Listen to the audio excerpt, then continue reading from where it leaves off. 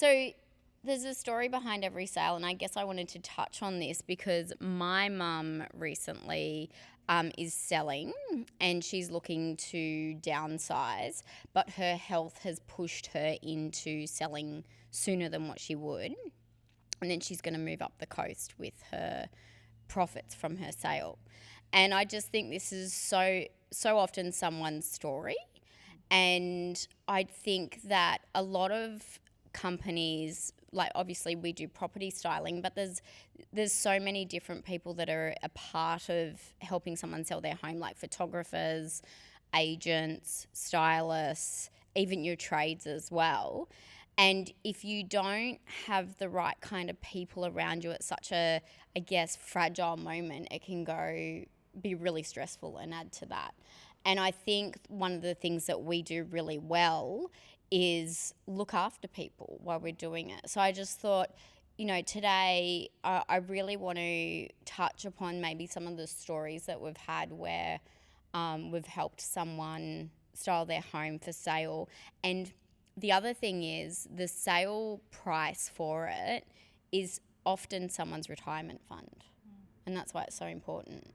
So is there anything that, like, thinking back to the thousands of properties that we've styled, is there anything that anyone particular story that anyone can remember? I had a feel-good story a few months ago. It was an older couple who were moving into a retirement home. And they followed me from room to room, which I just loved. And I thought it was so cute. And they were just so pleased. And at the end, she kept offering me food and water, trying to feed me. And it was super cute. And at the end, she was just so impressed with the outcome that they both hugged me and just said, how much they loved it. And they were just super impressed and happy. And it was just a real cute, feel-good moment. Has that one sold yet? Yes, it sold in like 3 weeks. That's amazing. Yeah. And were they happy with the price they got? They were very happy. Yeah, I went and did the pickup, and they were, just as happy. Yeah. Yeah. And I think often I get asked, why do you do what you do? And it's like, yes, obviously when you're a stylist, you have an eye and you love design and that sort of thing. But to be honest, the reason I do what we do is for that. Yeah. Yeah. That. Yeah. Yeah. How about you? I had one recently up in Wesley. We styled a house for a lady where her husband moved into a home because of his health. And I know we always, when we go to the property viewings, if we know that it's a bit of like a sensitive situation, that we're always very open and welcoming to it. And the lady was so adorable. She was the sweetest little lady ever. She was so cute. Yeah, she loved it. It's always throughout the process when they're like, oh my gosh, because they just don't see how it can look until we do it. They get it. Yeah. And she had quite a nice home. She had a beautiful home, and they were there for 50-something years. I think. It just needed some fluff.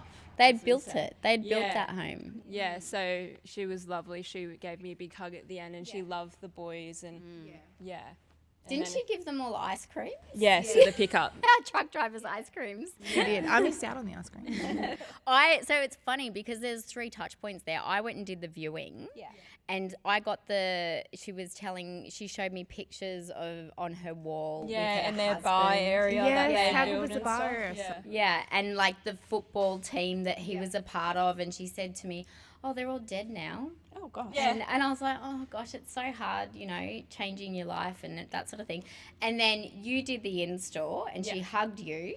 And then Lara did the pickup and the boys got ice creams. Yeah. So not once has someone gone back to her property other than the guys moving the furniture.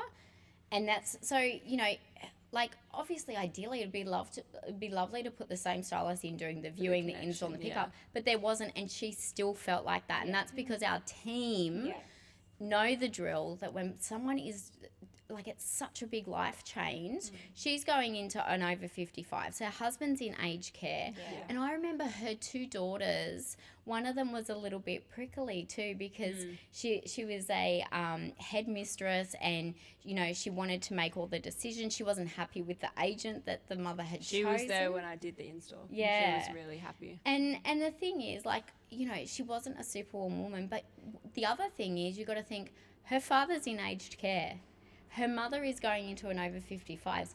Her mother's not the only one that's feeling the emotion of that. The the two daughters are as well. Yes. And that's why it's so important. There was one I went to. The woman was 94, and she was moving into not aged care. I think it was an over 55s at 94. But I turned up. Yeah, she was like such a little Energizer bunny. But I turned up. She's tiny. She's got a red lippy on. Her hair's perfectly done. Feisty. Yeah.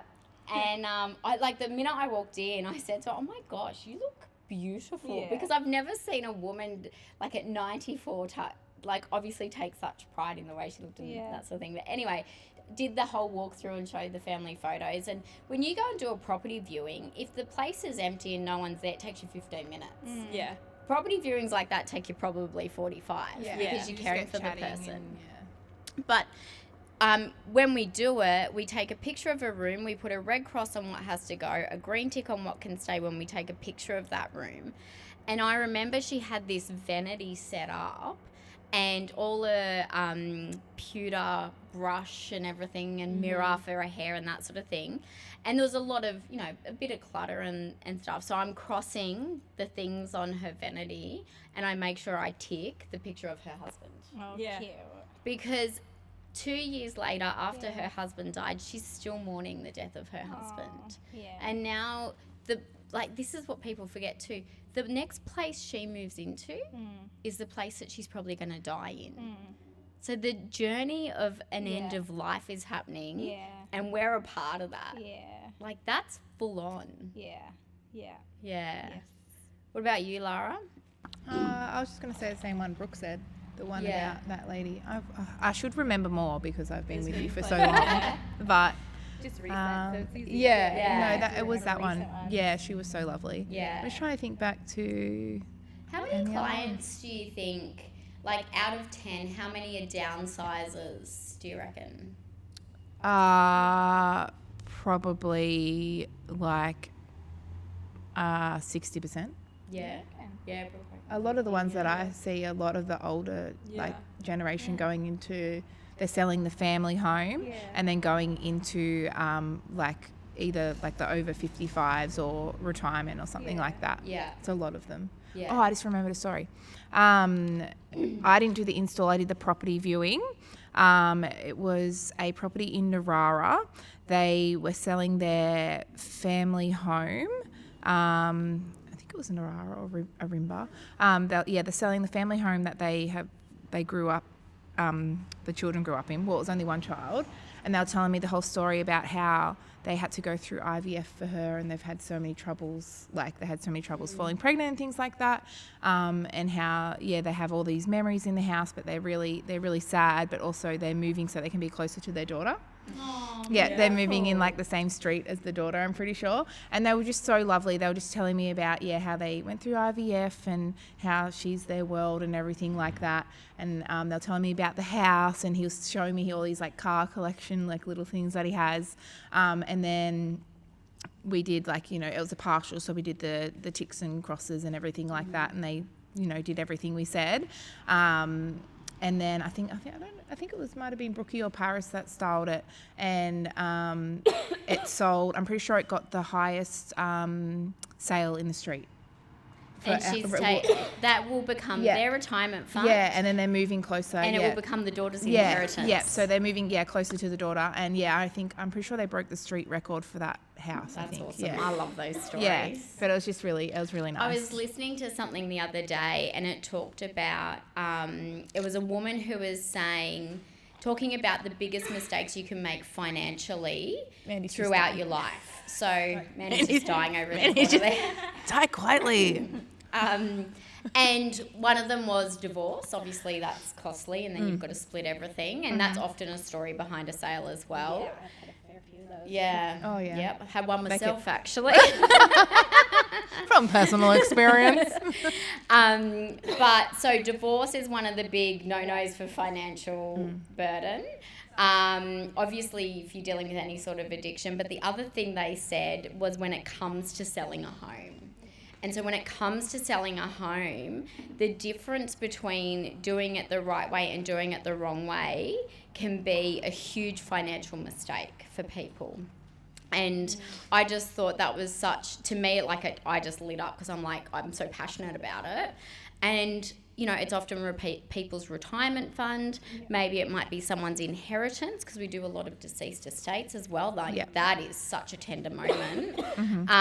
It could be a small family that needs to grow into a bigger home. So it's, you know, it's upsizing. There's just such importance to what we do, you know. And it took me, I remember, like, I've been a designer for over 20 years now, and I remember when I first started out going, I just don't know, like, I'm not saving lives here, you know, like, we're just making things look pretty.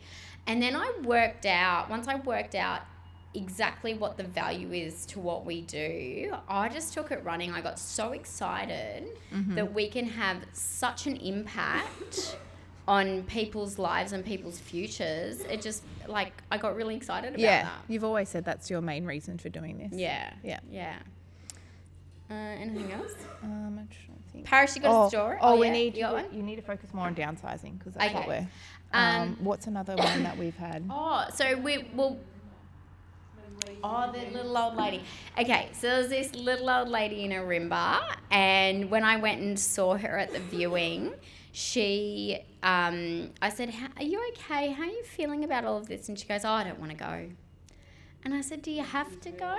Yeah, she was really upset. And I said, do you have to go? And she goes, I've got to go. It's too big. You know, I've got to do it. And I was like, okay. And then I remember we did the install, and a week later she said, can you come pick it back up? And I said, no, you need to keep it until it sells. And she goes, oh, okay then. But Brooke went and did the install. And then... We barely had to do anything, remember? Her beds were, like, perfectly Yeah, done. she was so I tidy. actually remember you saying that. She was very tidy. Yeah, and she was a base package. Like, it was the cheapest package we have. And it definitely made a difference. But it sold so quickly. Yeah, we went and picked it up, like, a week or two later. Yeah, and then when we went and picked it up, when I rang her to book in the pickup, I said, how did you go? And she goes, oh, yeah, it's sold. And I said, did you get what you want? Because I could just hear this sadness in her voice. I said, did you get what you want for it? And she goes, oh, yeah, we got a good result. And I said, are you okay? And she goes, I just don't want to go. She still didn't want to go. And I said, look, I'm going to send you a gift with Brooke, who's going to come pick up your styling. And I said, I'm sorry that this process has been so painful for you, but I'm really pleased you got a great result. And I really do wish you all the best. And then you took a gift to her. Yeah, but it was it sold within a week. It was so quick. Yeah, we're getting a fair few of those that are selling in days. Yeah, well, the average style property sells for 7 to 12% and in a third of the time. So you take the family home, right, that you've had for 30 years that you probably think is perfect, and then you take our checklist that we've got, our downsizers checklist, and you declutter and you pack up and then you make sure that you've got the right agent, the right photographer. Maybe the place needs a coat of paint, which we often organise for our downsizers as well. And then they style it, and then they get, 7 to 12% more. Let's round it off at 10. These days, what's a property worth? About $1 million usually. That's an extra $100,000 that someone that's retiring can take into their retirement fund. That's probably like 5 overseas holiday trips for them. Yeah. It's such a no-brainer. And it's the family home, so they're living in it, which means it's completely tax-free. And with your super, you can actually do a contribution.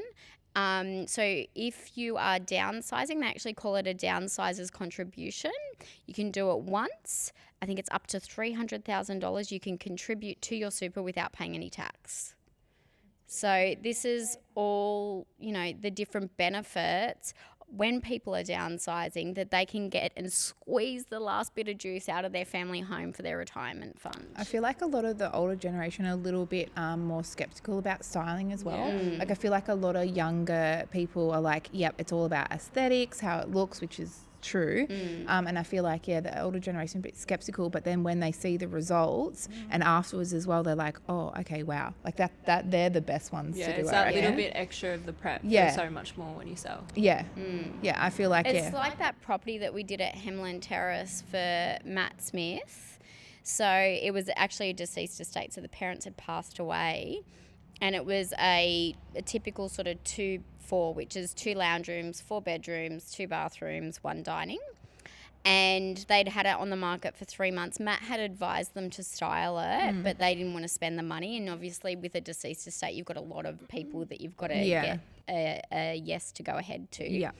They had it on the market for 3 months. They got a offer. The highest offer they had, I think, was $875. They wanted more. It had old Tasmanian oak kitchen, that sort of thing. We styled it. Nothing else was done. So this problem was literally fixed within 4 hours, because that's about how long it takes us to style a large property like that. Nothing else was done other than styling. Styled it, rephotographed it, put it back on the market, sold in 3 weeks for $928. Proof is in the pudding. That's over an extra $50,000 for what's going to go to the children of those parents that passed that house down. Yeah. Like, it's a game changer. And if you want to squeeze that bit extra out of, the family home, give it a fresh coat of paint. Make sure the gardens are freshly mulched, and then style it. And I mean, I always say minimum paint and style. Yeah, that's what draws people in. Like if I'm looking at real estate photos, it's the pictures. I'm going through it. If the first one is not like nice, I'm like, shmeh, I just scroll on. Yeah. Like, but if it's something like Needs you to grab click your on it, attention. and you're like, oh, that looks really nice. Yeah, Ooh, the look at photo. It's that. just a world of difference. Because it's in hard the for people photograph. to imagine it sometimes. Like if it's a massive space where people would just have it as a big lounge room, whereas we'd split it up to be like a Yes. dining and a lounge room. Yeah. People Yes. can't envision that. Yeah. We did that the other day. You and I did the Oh, yeah. viewing, and then Lara Yeah, did the styling. that came up so well. They And had then- that. It was a small 3-bedroom family home. It had 1 dining room, 1 lounge room, 3 bedrooms. We split the lounge and dining up, and we created 2 lounge rooms, 1 dining, 3 bedrooms. Yeah. The furnishing alone, because we broke, and they were good sized lounge rooms. Yeah. Because we broke it up, extra 30,000 easy. Yeah. You've just created a whole nother room within 2 hours. Yeah, it came up really well. It was a beautiful home too. That's quite hard for the average person to be able to see that stuff. And that's what we do. Yeah. Yeah. And it's the shape of the furniture too. Like where we put the dining table was in the corner, so we did a round dining table. Yeah, and then I think Sally was like, "This is a game changer." She messaged you, didn't she? Yeah. Message from the agent. This is a game changer. Place is already sold. Yeah. Sold very quickly. The clients were super happy. Yeah, she was very happy. She's like, "It's not what I like my usual style, but I love it. Like I can see how like it appeals to everyone." I said, "Yeah, That's what people need to be open to. Like some people, we get trouble with some clients because they don't maybe agree with the styling, but that's what everybody else is looking for. Yeah. Yes. It's So, broad. Yes. It's not kind of about letting go of your personal style in the home and removing like the personal elements that people can look and see themselves in the home. Yeah, because that's the thing about when people are downsizing is people don't want to come in and feel like they're moving into someone else's house that they've lived in for 30 years. And everyone else, their memories, they want to create their own memories. Yeah. But we do it respectfully and tastefully. Yes. We don't say, "Oh, no, got to Gently. get that out. That's gross." I always say when I get a little bit of pushback from clients, because often they're partial styling, so they're still living in the house, and they've got that really large, old, dark furniture. Like often there's like French polished tables and big puffy dark leather lounges and that sort of thing. But whenever it's such a tender moment, whenever I get that pushback, I just say to them, look, what I'm going to do is I'm going to send through my recommendation because my job is not to make you happy. It's to make sure I get the best value for your home. And if you want to push back on anything, at the end of the day, this is your home. And I'm happy to work with you on it. But I want to start with what I recommend because I think that's going to get the best result for you. Yeah, I love when the clients are like, "No, you tell me what to do. I want the best price possible." They're like, "I'll do it whatever you whatever you Makes say." our job I'm like, so easy. And you always get the best results with those jobs they're too. like, "I trust you." I'm like, "Sweet." Yeah. I remember years ago when I was actually styling someone's house, it wasn't for sale, but at the beginning we had just met and she pushed back on one thing and then as it went on, she just agreed to everything. And then when it came to actually installing it, she goes, "Oh my gosh, I'm nervous about the media room." And I said, "Why are you nervous about the media room?" She goes, "Because it's the only thing that I questioned you on." And I said, "No, I wouldn't let you do anything I didn't agree with." But we just sort of moved on that. But yeah, sometimes you've got to work with what people have. But there was one, I can't remember, was it you that went and there was a sewing room set up in a Oh, I know. Lounge room? Yes, in a rimba. yes. And she was living there with her son. It would have been a 4-2, but they'd taken a wall out for someone that was living there in one of the bedrooms. And she had a full-blown sewing room set up in the dining room, which you walked through the front door and saw. And you were like, she's really pushing back on this. Yeah.